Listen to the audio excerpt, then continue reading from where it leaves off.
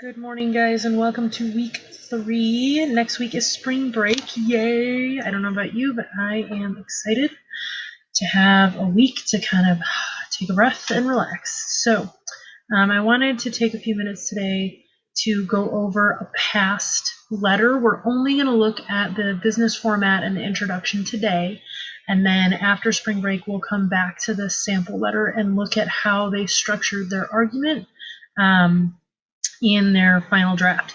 So looking at what is here, we've got our appropriate business letter format header. So when we talk about header, that's the return address, the date, and then the mailing address where it is being sent. Okay, and then we have our greeting. Okay, now dear is appropriate, that's fine. You need to think about your audience. Are you writing to multiple people? Are you writing to someone who has a particular title? In this case, they were writing about bias in the court system, particularly in Indiana. So in their research, they realized they have to address her as Honorable Judge, and then they give her full name.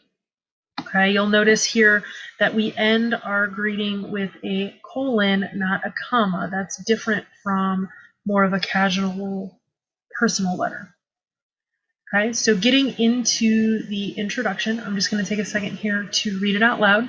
So we are 4 high school students writing to you today concerning racial bias in America and its justice system, and hope to receive some of your assistance and cooperation in both reducing bias and raising awareness for its existence. So this very first sentence is doing 2 things, right? They're introducing themselves.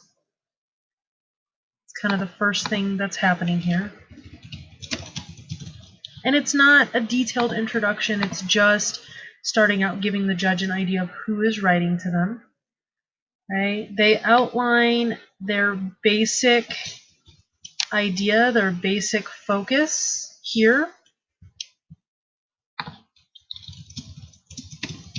So that's kind of their broader topic. And when this group started researching, they started with just racial bias in America. And they found that that was way too broad. When this was written, it's when a lot of the police shootings of African American males, and there were riots associated with that. And that was originally where they went, was that they were looking at bias in the police force. And they came to find that they really wanted to look at, after the arrest is made, how our justice system, so the courts and the judges and the juries, can be biased.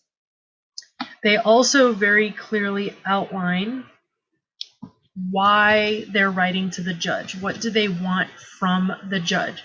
So they're looking to get her help and her cooperation, right? So they're doing 2 things there. They're building credibility.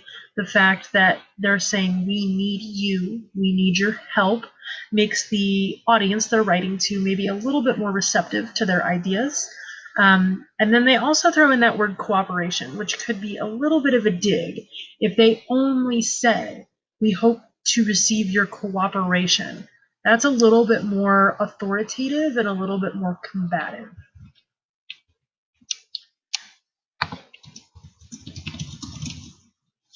So that's why they're writing to her. And then more specifically, this is super important. This is, what do they want her to do? Okay, this is truly the meat of their proposition.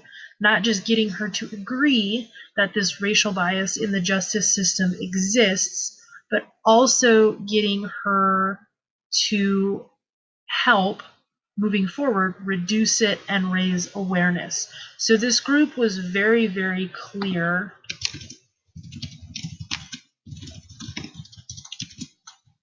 in outlining what they specifically want. So right here in the very first sentence of their writing, and it's not required to be placed here, but this group just chose to do that, we've got their proposition. What's the problem? And then what is the solution that they want to offer? So moving on, after their first sentence, They say you may be asking yourself why high school students are concerned with racial bias in America's justice system. Ooh, I just caught an error. That should technically be a statement. We're not asking a question. The reason we decided to focus on this specific topic is that we feel, especially with the current social climate, racial bias is an issue.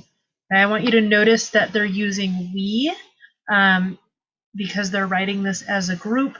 If you are one of the people that I've pulled away from your group due to internet access or contributions or lack of contributions, then you're going to use first person singular. So I, me, my. But if you're writing as a group, even if you're each writing different pieces, make sure that you use the plural version, we, our, us.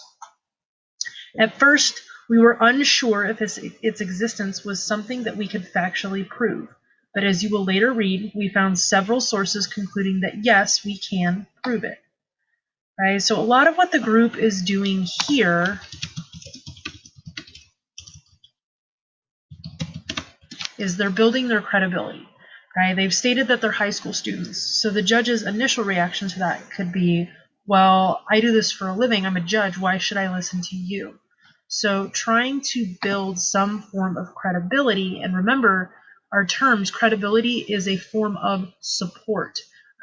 There's three types of support. There's credibility, there's evidence, which is what you guys are used to, your research, your facts, and then there's also values. So appealing to the judge's values is going to be important too. So again, here, right off the bat, they're trying to build their credibility.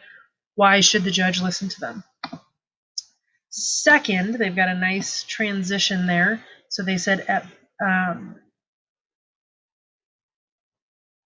that first question you may be asking yourself. So here's the second question. Second, you're probably wondering why we're writing to you.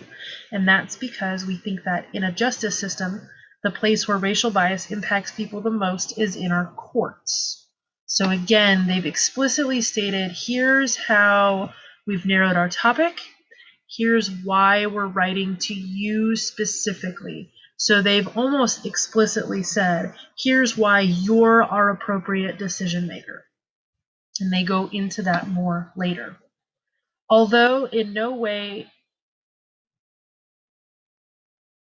wording here is strange too, but I think it should say, although we in no way are accusing you of personally demonstrating racial bias, we are simply asking you to be self-aware and recognize racial bias if it does occur.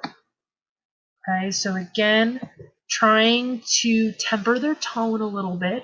This letter, when their very, very first draft, and this is like draft 6 or 7, their very first draft was very accusatory. It sounded like they were accusing this particular judge of being biased, although they had no evidence to support that she herself had ever done it. So they're trying to watch their tone here and how they deliver it, because they are in danger of her getting through the first paragraph and getting so mad that she just crumples the letter up and doesn't read the rest of their argument. So they're treading lightly. Their last sentence, we do recognize that you do not always decide the final verdict because you may or may not have a jury. However, we know that you do play some role. So again, treading lightly with their tone, also showing their knowledge of the justice system, recognizing that it's not always the judge's choice whether or not somebody is charged. And that was a huge, I remember working with this group, that was a big breakthrough. They realized halfway through writing this letter, oh my gosh, like the judge might not be the one to blame all the time. So it was nice to see that they addressed that. Okay, now they could have come back and they could have reiterated, not copy and pasted, but reiterated their focus here one last time in their intro. And I think that might have been helpful. However, it does transition well into their first paragraph. They start talking about their research. Again, they spend a lot of time here at the beginning building their credibility, which is important for their letter. Okay, now this group focuses a lot on problem solution in their intro. That may be different for some of you. Some of you may need to spend way more time defending and arguing for the solution than you will for the problem. But it should give you an idea where to start.